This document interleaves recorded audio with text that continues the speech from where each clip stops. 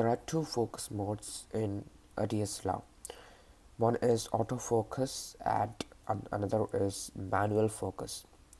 So now to switch between these, you will have to go to this more part which is on the lens, and where two letters A and M is written. So A signifies autofocus and M signifies manual focus. So now autofocus adjusts the focus on its own. How the manual focus lets you change the focus manually. So now right now when it is on autofocus, the DSLR focuses the image by itself.